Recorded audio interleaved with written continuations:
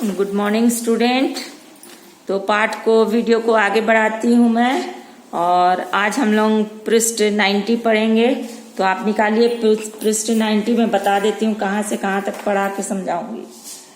तो पृष्ठ 90 का पहला वाला नीचे वाला पैराग्राफ जो है, एक दिन जब मैं अपने बैठने के स्थान पर पहुंची तो हवा का एक झोंका जिसकी गंध से मैं परिचित थी मुझे छू गया। ठीक है, यहाँ से पूरा पढ़ते हुए लास्ट पैरा से ऊपर तक आइए।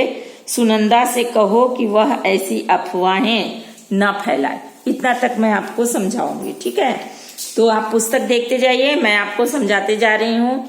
और इसमें ऐसा कोई शब्द नहीं है जो कि कठिन हो, तो आप आसानी से पढ़ सकते हो।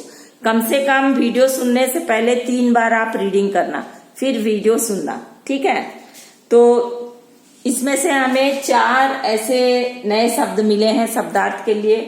पहला है कौतूहल। कौतूहल का मतलब जिज्ञासा या जानने की इच्छा। ठीक है, एक्साइटमेंट। ठूठ, ठूठ यानी पेड़ कट जाने के बाद जो ऐसे हिस्सा रहता है, यहाँ मैं छोटा सा बना के दिखा दे रही। जैसे ये पेड़ है, इसके पत्ते कट गए और ये जो काट दिया है इसको ठूठ कहेंगे। ठीक है, या फिर इतना दूर तक काट दिए तो वो ठूठ हो गया। ठीक है, तो ठूठ। और पक्ष यानी समर्थन या राजी होना या उसके सपोर्ट में, इंग्लिश में बोले तो सपोर्ट में। हाँ, पक्ष का मतलब। अफवाह यानी झूठी बातें फैलाना, झूठी बातें फैलाना। तो ये उसमें यूज हुआ है आपके पैराग्राफ में। चलिए उसको बता देती हूँ। एक दिन जब सुनंदा अपने रेगुलर बैठने के जगह में पहुंची तो उसे कुछ जाना पहचाना सा स्मेल आया, गंध आया। और उस दिन कोयल भी उसको आकू आकू कहकर स्वागत नहीं की, सन्नाटा छाया हुआ था। तब सुनंदा की जिज्ञासा बढ़ गई कि बात क्या है। कोयल नहीं बोली और चारों तरफ थोड़ा हल्का माहौल लग रहा है। वह सोचने लगी कि आज कुछ बदला बदला सा वातावरण है। तभी वह जहां सहारे देकर मैंने सपोर्ट करके बैठती थी। जैसे हम लोग सोफा या चेयर पे बैठते हैं तो हम लोग का कैसा रहता है बताइए। सोफा या चेयर पे हम जब बैठते हैं तो पीठ के ऊपर एक सपोर्ट रहता है ताकि हम सीधा बैठे, है ना। तो वैसा ही वो पेड़ के पीछे ऐसे बैठती थी।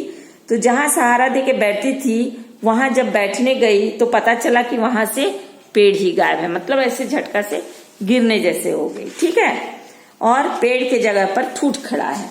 वह झुककर ठूठ को ऐसे पकड़ी, हाथ से टच की, फिर झुककर उस ठूठ को सूंघी तो उसे पता चला कि ये किसका ठूठ है, चंदन के पेड़ का।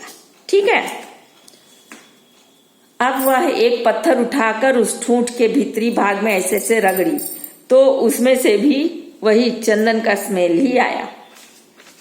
उसने पास के 3 अन्य ठूठों का भी पता लगाया तो पता चला कि सभी चंदन के पेड़ के ठूठ हैं। अब वह चिंतित हो गई कि आखिर इन पेड़ों को किसने काटा होगा और क्यों। तभी अचानक उसे राव गुरु की कही बातें याद आ गई कि उसने गुग्गू से घर चलने को कहा। राव गुरु बताए थे ना कि लोग आजकल चोरी छिपे पेड़ काटते हैं, चोरी करते हैं, ये बात याद, इसलिए वो गुग्गू के साथ घर तुरंत गई। घर पहुंचकर सुनंदा ने राव गुरु से कहा, मामा, किसी ने उस तरफ जंगल की तरफ, पहाड़ी की तरफ कुछ चंदन के पेड़ काट लिए हैं। आपके ख्याल में किसने काटे होंगे? परंतु राव गुरु ने जवाब नहीं दिया। वो बोले कि मैं इस बारे में मुदालियर को पूछूंगा, मुदालियर से पता करूंगा। दरअसल मुदालियर गांव के पुलिस चौकी का हेड कांस्टेबल था। तो अगले दिन सुनंदा जब गुग्गू के साथ घूमने गई तो आकर फिर से नया ताजा खबर दी कि आज चंदन के कुछ और पेड़ काट लिए गए हैं। लेकिन राव गुरु ने कहा कि मुदालियर कहता है कि इस क्षेत्र में चंदन के पेड़ बिल्कुल सुरक्षित है, इसको कोई यहाँ हाथ तक नहीं लगा सकता। हाँ, उसकी एक टहनी तक नहीं तोड़ सकता। तभी मामा ने मामी सुनंदा का पक्ष लेकर बोली कि सुनंदा क्या अपने मन से कल्पना करके बोल रही है क्या? उसने जो महसूस किया है वह बोली है। तब राव गुरु बोले, मुदालियर ने मुझसे कहा है कि सुनंदा से कहो कि वह ऐसी अफवाहें, झूठी झूठी बातें ना फैलाए। ठीक है, यानी कि वो धमकी देके बोला है कि सुनंदा को मना करो ये सब बात में अपना दिमाग लगाने के लिए। ठीक, तो अब चलते हैं, कुछ प्रश्न पूछ लेती हूँ। बताइए मुदालियर कौन था? मुदालियर गांव की पुलिस चौकी का हेड कांस्टेबल था। पेड़ के स्थान पर ठूंठ जानकर सुनंदा ने क्या किया? पेड़ के स्थान पर ठूंठ जानकर सुनंदा ने झुककर ठूंठ को सूंघा। ठूंठ सूंघने पर सुनंदा को क्या पता चला? ठूंठ सूंघने पर सुनंदा को पता चला कि यह ठूंठ चंदन के वृक्ष की है। दूसरे ठूंठ को सुनंदा ने कैसे पहचाना? दूसरे ठूंठ के भीतरी भाग में पत्थर से रगड़ी और सूंघी, उससे भी उसे चंदन की सुगंध आने लगी। उसके बाद सुनंदा ने इधर उधर चलकर अन्य कितने ठूंठों का पता लगाया? तो इधर उधर चलकर अन्य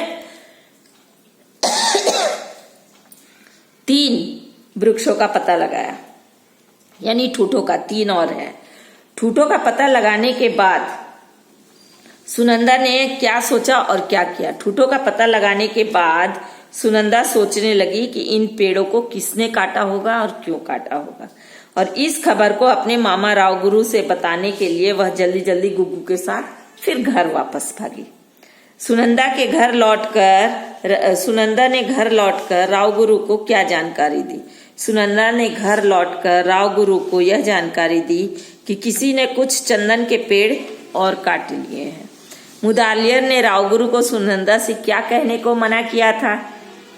क्या कहने को कहा था? तो मुदालियर ने राव गुरु को सुनंदा से यह कहने को कहा था कि सुनंदा से कहना कि वह ऐसी अफवाहें न फैलाए, यहाँ कोई पेड़ नहीं काटता है। ठीक है, तो अब अगले वीडियो में जानेंगे कि क्या पेड़ काटने वाले को सुनंदा पकड़ती है या उसके मामा पकड़ते हैं, कौन पकड़ता है। ठीक है, तब तक के लिए आप प्रतीक्षा कीजिए। धन्यवाद।